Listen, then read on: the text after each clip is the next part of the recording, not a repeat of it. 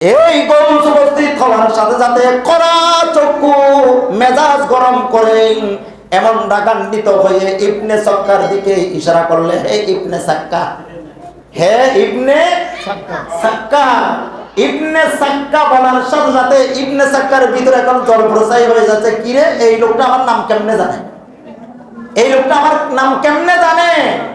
এবার বলতেছে, হে ইবনে সাক্কা, তুমি আমার কাছে এসেছো জাকেরি আলম নিয়ে, তুমি আমাকে প্রশ্ন করবে, আমি প্রশ্নের জবাব দিতে পারবো না।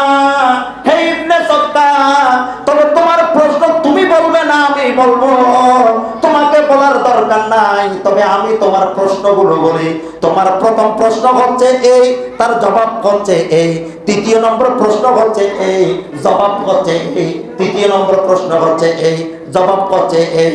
যতগুলো প্রশ্ন ইবনে সাক্কার অন্তরের মধ্যে ছিল, সমস্ত প্রশ্নের জবাবগুলো, অ্যানসারগুলো ওই গোস এমন ভাবে দিয়েছেন, ইবনে সাক্কা খুশি হয়ে গেল। এত এলম থেকে, এটা তো এলমের দরিয়া গৌসের এই সিনার ভিতরে।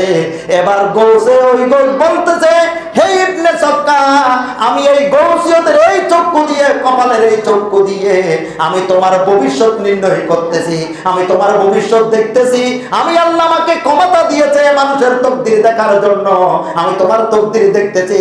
বেয়াদবির পরিণতির কারণে, ওলি আল্লাহর সাথে বেয়াদবি করার কারণে জাহান্নামের লেলিকান শিকা, জাহান্নামের ওই আগুনের লেলিকান শিকা তোমার কপালের মধ্যে জ্বলতেছে। তুমি ধ্বংস হয়ে যাবে, নষ্ট হয়ে যাবে, আল্লাহর জান্নাতে তুমি যাইতে পারবে না, জাহান্নামের দরজা তোমার জন্য মুক্ত হয়ে গেছে। সময় আসবে তুমি বেঈমান হয়ে মৃত্যুবরণ করবে, সময় আসবে তুমি মূর্ত হয়ে যাবে। এবার আব্দুল্লাহ ইবনে আলী আত-তামিমিকে বলতেছে, ওগো আব্দুল্লাহ, তুমিও আমাকে প্রশ্ন করবে, তুমি মনে মনে ভাবছো দেখি প্রশ্নের জবাব কি দে। ওগো আব্দুল্লাহ, তোমার প্রশ্ন হচ্ছে এই, এই প্রশ্ন, তোমার প্রশ্নের এই জবাব, তবে তোমার ভিতরে কিছু বেয়াদবির লক্ষণ আমি দেখতে পাচ্ছি। এই বেয়াদবির কারণে পৃথিবীর ধুলাবালি ময়লা আবর্জনার ভিতরে তুমি ডুবে যাবে। তুমি শেষ পর্যন্ত ঈমান বাঁচাইতে পারো না বাঁচাইতে পারো, যদি তওবা করো তুমি ঈমান বাঁচাইতে পারো, তবে তোমার পরিণতি কিরকম হবে সেটা আমি ঠিকভাবে বলবো না। এবার হুজুর গৌসে পাককে ডাক দিয়ে বলে, ও আব্দুল কাদের, আয় আয় এদিকে আয়।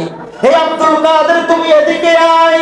আমি তোমার সিনা দেখলাম, আমি তোমার কলব দেখলাম, তোমার কলবের ভিতরে এত বিনয়ী, এত আদব, এত ভদ্রতা, এত নম্রতা। আয় আয় আয় আয়, আমার সিনার সাথে লাগে দা। হুজুর গৌসে পাককে ওই গোস নিজের সিনার সাথে লাগাইয়া সিনা বসিনা ওই গোসের অন্তরে যতগুলো শরীয়তের এলম, তরিকতের এলম, মারফতের এলম, হাকিকতের এলম, আল্লান্টিক ওই মহাসমুদ্র, ওই প্রশান্ত মহাসমুদ্র, ওই জমানার গোস হুজুর গৌসে পাককে সিনা বসিনা টেনেস পার করে দিলেন। সুবহানাল্লাহ।